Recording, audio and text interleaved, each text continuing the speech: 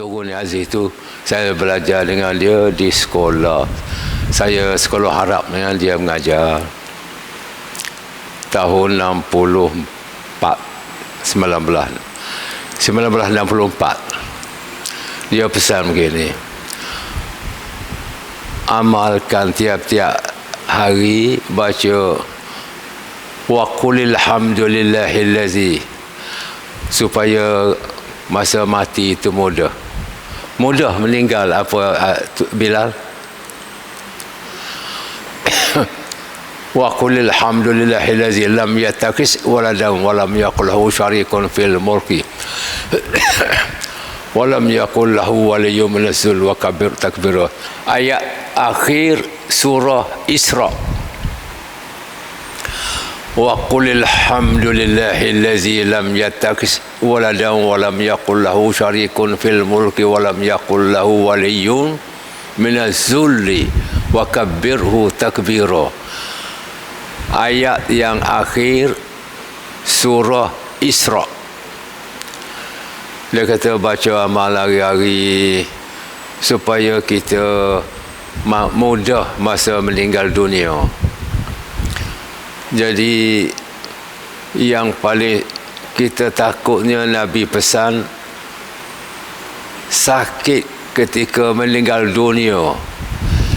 Sakit adalah amat-amat sakit, tetapi nak suruh diampun dosa.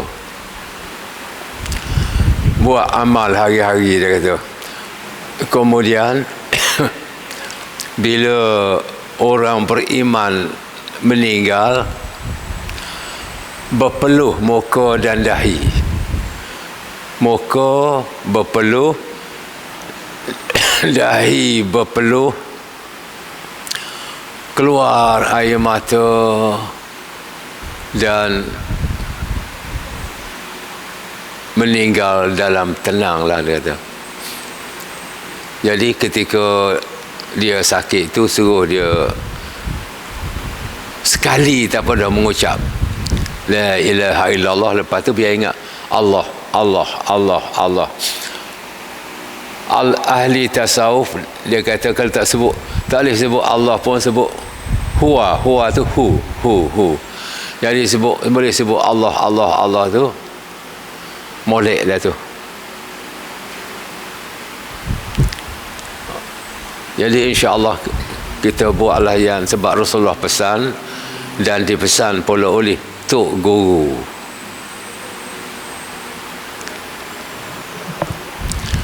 A'udzubillahi minasyaitonir rajim. Taha. Saya baca, saya nak terjemah Quran ni supaya saya sendiri rasa dekat dengan Allah.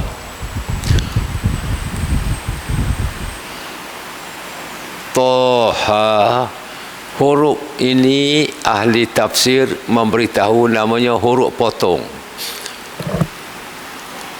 Maknanya tidak dijelaskan apakah makna huruf-huruf yang demikian. Tak dengar ke? Huruf potong Taha, alif, lam, mim, kaf, ha, ya, ain, sad. Huruf macam tu Allah tidak beritahu kepada Jibril apakah maknanya, dan Jibril tak beritahu kepada Nabi sallallahu alaihi wasallam. Jadi tak tahu apakah makna. Maksudnya tetap ada, sebab Allah Taala telah sebut satu-satu, tetapi tidak dijelaskan maknanya. Cara bacanya boleh sambung, boleh satu-satu pun boleh. Itulah mengikut saya belajar tafsir. Jadi saya tidak melalui ilmu tajwid ni. Secara ilmu tafsir dia kata boleh baca ta, ha, gitu. Alif, lam, mim boleh, sambung pun boleh, alif, lam, mim pun boleh. Itulah mengikut bahasa Arab.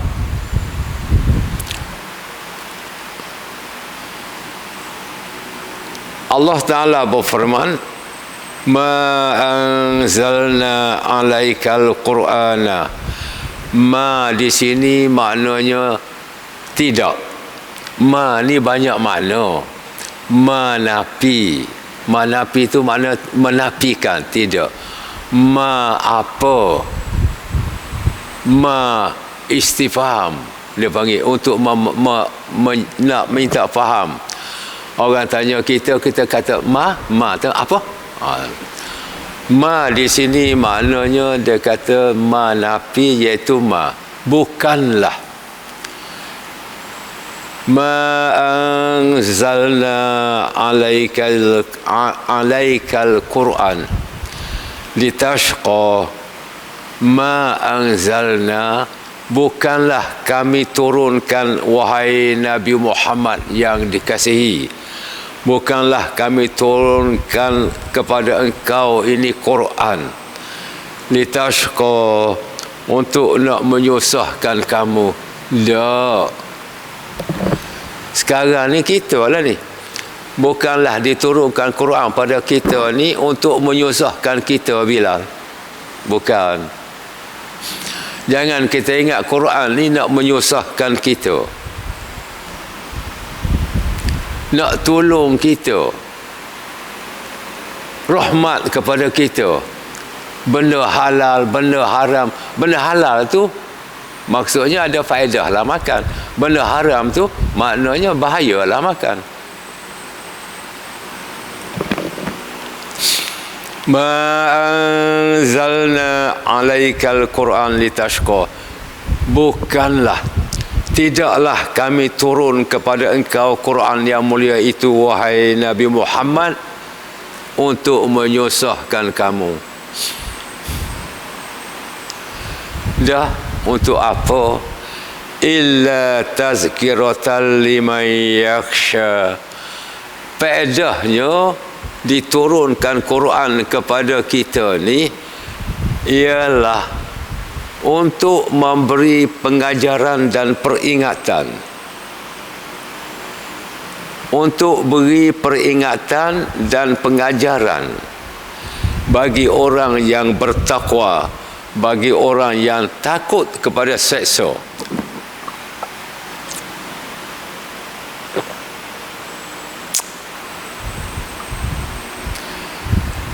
Tanzilam mimman khalaqal ard was samawatil ula.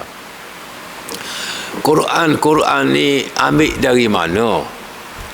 Tanzila, diturunkan Quran ini daripada pencipta, penjadi 7 petala langit dan 7 lapis bumi. Turun Quran ini daripada penjadi, pencipta 7 lapis bumi dan 7 petala langit. Bukan dipikir-pikir oleh manusia, tidak. Setiap huruf dalam Quran itu tertulis di Lauh Mahfuz. Setiap huruf dalam Quran adalah tidak boleh dipikir dan direka dan dimaknakan oleh manusia.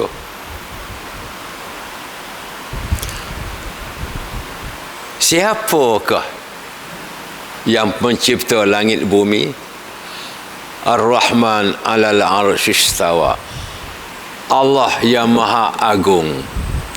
Allah yang maha agung dan maha pemurah. Bersemayang di takhta. Di situ untuk saya rasa yang maha agung, yang maha berkuasa.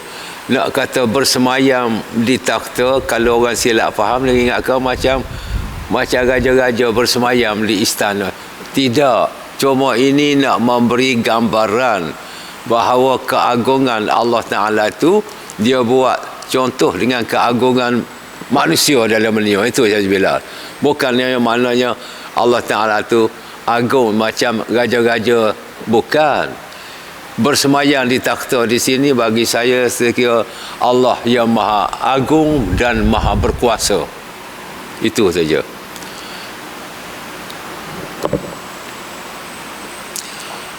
Lahu ma fis samawati wa ma fil ard wa ma bainahuma wa ma tahtas thara. Lahu kepunyaannya lah. Lahu hak dia lah. Lahu baginya lah. Ma fis samawat, segala apa yang di langit, tak kira langit bawah, langit atas, langit dunia, langit akhirat, kepunyaannya lah segala perkara yang ada di 7 petala langit. Wa ma fil ard, dan apa yang ada di bumi.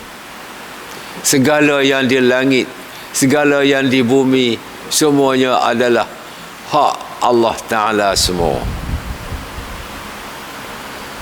Wa ma bainahuma, kepunyaan Allah Ta'ala lah apa yang ada di antara langit dan bumi, termasuk segala, termasuk udara, termasuk burung, termasuk awan, semua itu adalah kepunyaan Allah Ta'ala. Wa ma tahtas thara, kepunyaan Allah Ta'ala lah segala perkara yang ada di perut bumi. Allah ya Rabbi, apa yang di bawah tanah, semua itu adalah kepunyaan Allah Ta'ala.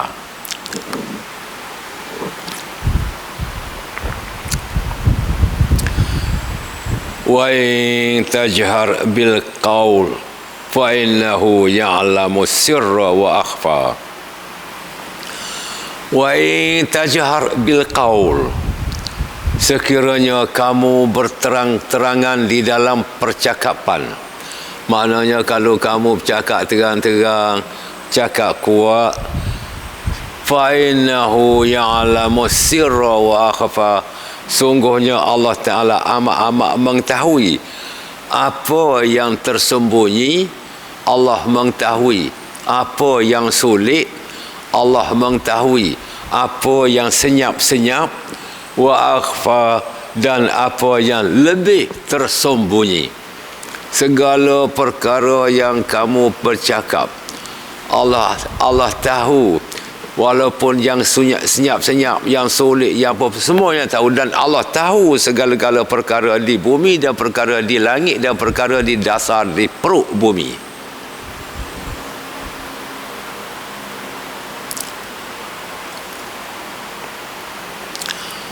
Yalah, kita dia begini aja. Dalam ilmu tauhid, pegang gini ya, segala sifat yang ada pada manusia dan pada makhluk semua ni ialah sifat Allah Ta'ala. Semua dari Allah. Kita katalah tahu, pengetahuan. Pengetahuan tu yang ada pada manusia tu dari mana? Dari Allah. Allah yang beri pada kita. Cuma Allah Ta'ala beri kepada kita pengetahuan tu sikit. Dia beri sikit saja. Wala yuhituna bi syai'in min ilmihi illa bima syaa. Wala yuhituna bi syai'in min ilmihi. Maknanya tak tahu dari ilmu Allah Ta'ala. Jadi sekarang Allah Ta'ala tahu segala-gala. Macam mana? Sekarang serupa kita tahu tu lah, tapi kita tahunya sikit. Allah Ta'alanya tahu banyak. Allah Ta'ala tahu segala-gala. Dia begini aja. Kalau orang banyak ilmu lagi, dia tahu perkara yang di bawah tanah tu, dia boleh guna ilmu dia dengan walaupun dia boleh guna dengan teropong, dengan apa, tengok isi kandungan perut bumi, dia tahu. Kalau kita tak ada ilmu ni, tahu setakat gitu jelah, setakat orang nampak lah air ya. Tapi bagi yang banyak ilmu tadi, macam orang putih, orang mereka tu, dia belajar, dia tahu segala isi kandungan perut bumi. Dia dah teropong semua dah dalam dunia ni, segala-gala hasil emas, perak, minyak, apa tu yang ada dalam dunia ni, dia nampak semua, dia tahu semua. Sebab tu dia ambil sebuah negeri yang banyak minyak. Saya bercakap dengan orang profesor Arab di Madinah. Dah lah, dia orang Libya. Wah, macam mana sekarang? Libya macam mana? Alah, Libya tu mereka masing-masing dah. Kawasan rumah Kampung Bilal, katalah Bilal Tok Mengulu, ambil dah sendiri minyak. Kampung saya ambil pakak-pakak masing-masing buat sendiri. Lepas tu jual, duit itulah buat belanja dia tu. Lepas tu negeri-negeri lain semua tak ada apa sekarang itu. Itu yang berlaku puncak ilmu. Sebab tu Allah Ta'ala pesan dah pada kita. Rasulullah kata, siapa nak dunia kena ada ilmu. Siapa nak akhirat kena ada ilmu. Siapa nak dunia dan akhirat kena ada ilmu. Kalau tak ada ilmu tak boleh.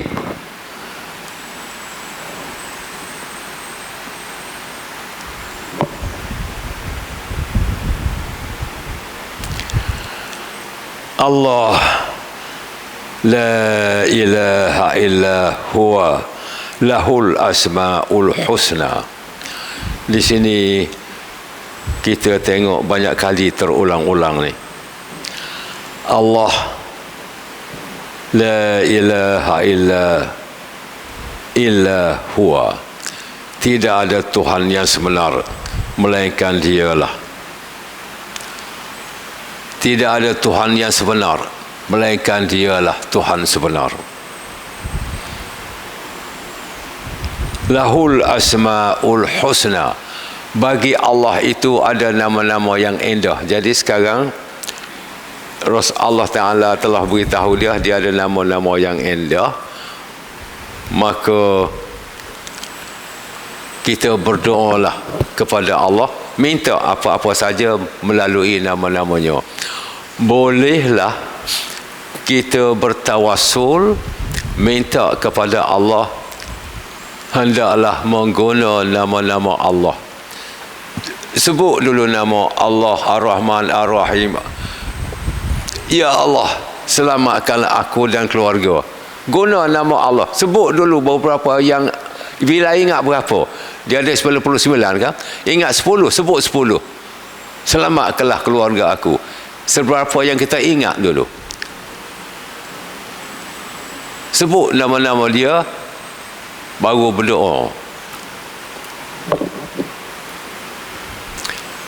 Allah Ta'ala menceritakan lagi di sini.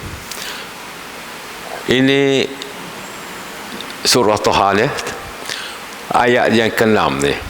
Ayat yang ke-9.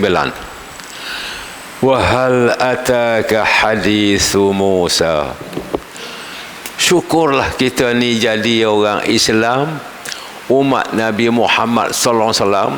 Kita tahu perkara-perkara yang orang tak tahu. Perkara ni orang tak tahu sebab berlaku zaman belum manusia ramai, belum manusia berpengetahuan macam sekarang. Cerita yang zaman dulu, cerita Nabi Adam, orang lain tak tahu, kita tahu, Islam tahu. Wahal ataka, wahai Nabi Muhammad, adakah telah sampai kepada engkau hadis Musa, berita Nabi Musa? Tadi dia menceritakan satu persatu berkenaan dengan tauhidkan Allah Ta'ala tadi, sifat Allah Ta'ala. Sekarang Allah Ta'ala pula nak beritahu kepada kita, iaitu Nabi Musa. Hai Nabi Muhammad, adakah telah sampai kepada engkau cerita Nabi Musa? Cerita macam mana? Kita tak tahu cerita. Maknanya lagu mana cerita tu? Ceritanya demikian.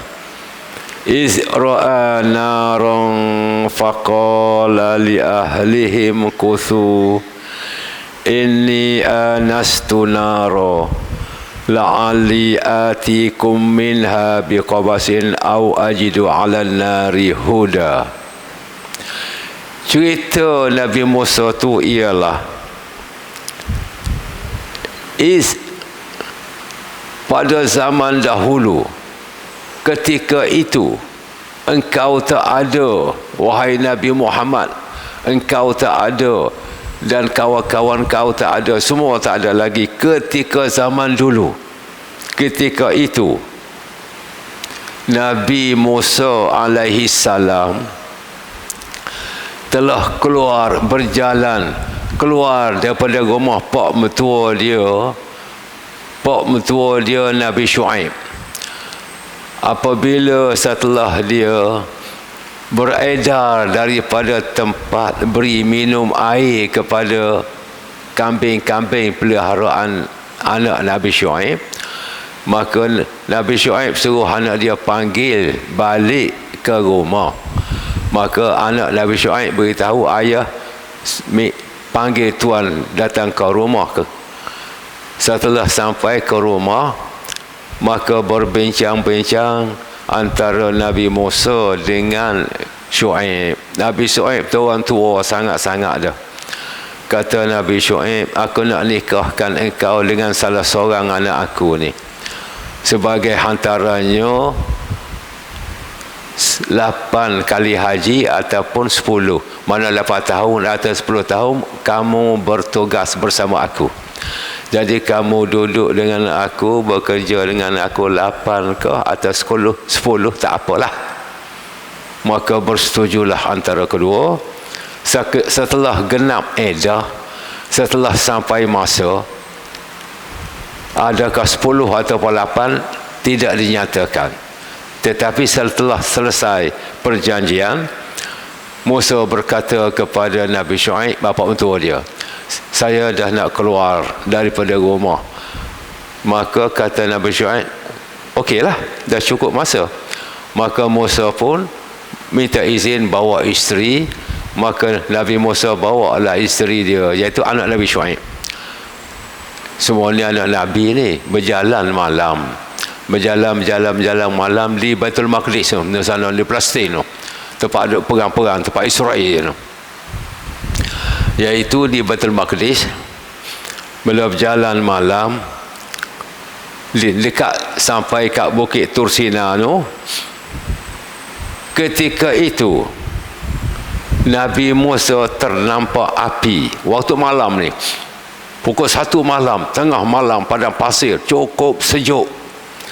Nabi Musa berkata kepada isteri dia, faqala li ahlihi, maka berkatalah Musa kepada isterinya, imkusu, nakasa yang kusu, kusu. Kalau baca satu-satu kena kusu ni bila. Kalau nak baca sambung, li ahlihim kusu. Kalau berhenti kena baca, nak sambung satu tengah, kusu. Mengapa kusu tak kisu? Tak ada. Oleh kerana kah baris depan, maka awal kena baris depan. Itu kaedah dia. Kusu inni anastu nara. Dia kata kepada isteri dia, awak duduk sini, duduk diam-diam sini. Aku nampak api tu di sana. Aku nampak api. Aku nak pergi tempat api. La'alli atikum minha biqabasin au ajidu 'alan nari huda. Aku nampak api, aku nak pergi tempat api tu supaya aku dapat ambil puntung api itu, dapat bawa pada kamu, kamu boleh panaskan badan, ataupun mudah-mudahan dapat berita dari tempat tu.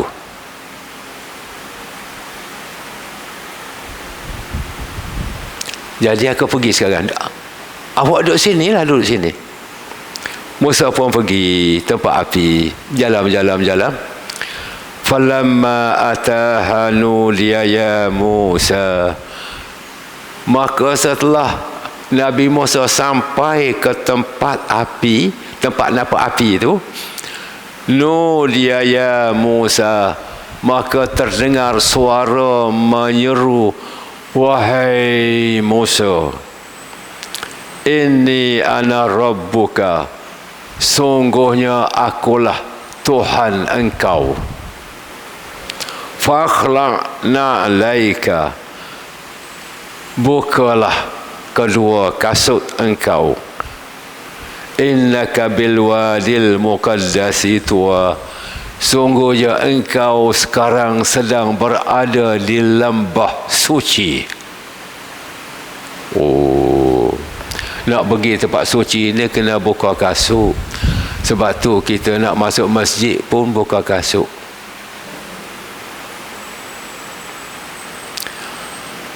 Allah berfirman lagi, wa ana ikhtartuka fastami' lima yuha, aku telah memilih engkau hai Musa, dengarlah baik-baik apa yang akan diberi wahyi kepada engkau ini.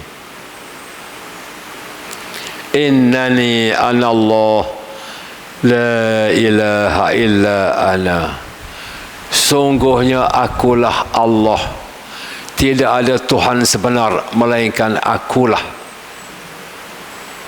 Fa'budni, maka hendaklah kamu sembah aku, sembahlah aku. Wa aqimis shalah li zikri, hendaklah kamu mendirikan sembahyang untuk mengingati aku. Hendaklah kamu menunaikan sembahyang untuk mengingati aku. Imam Ghazali berkata dalam kitab dia, maka sembahyang itu adalah benar-benar tujuannya untuk mengingat Allah. Kalau sembahyang tak ingat kepada Allah, maka sembahyang itu dikira kosong, batal. Imam Ghazali berkata, sebanyak mana dalam sembahyang kita ingat kepada Allah, sebanyak itu sajalah kita dapat pahala. Itu sajalah yang dikirakan sembahyang sebenar. Sebanyak mana.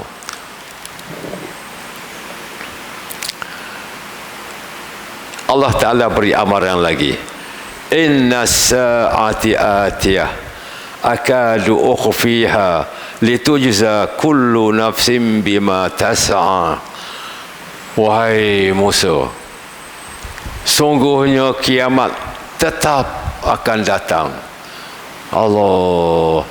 Jadi kalau kita tak insaf lagi, tak tahulah macam mana. Allah Ta'ala nyata terang-terang bila ni kiamat tetap akan datang. Sengaja aku sembunyikan tarikh kiamat. Allah Ta'ala tak beritahu. 2015, 2020 tak beritahu tarikh kiamat. Mengapa? Litujza kullu nafsin bima tas'a, supaya dapat memberi ganjaran yang setimpal kepada setiap orang mengikut apa yang dia buat. Jadi kalau dah tahu kiamat, masing-masing buat ibadat je lah, tak adalah buat benda lain. Maka Allah Ta'ala sembunyikan tarikh kiamat. Begitu juga tarikh mati. Saya berhenti setakat ni, saya sambung minggu depan lah. Minggu depan ni janji dengan Bila tadi nak baca kitab lah, baca kitab tajuk Husnul Khatimah, mati yang baik. Saya minta maaf,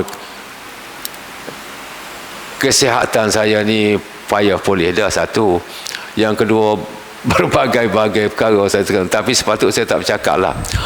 Saya dalam perjalanan 2-3 hari lepas tu, kereta pecah enjin tengah jalan. Ya Allah. Walau mana pun kita serah kepada Allah. Itu saja.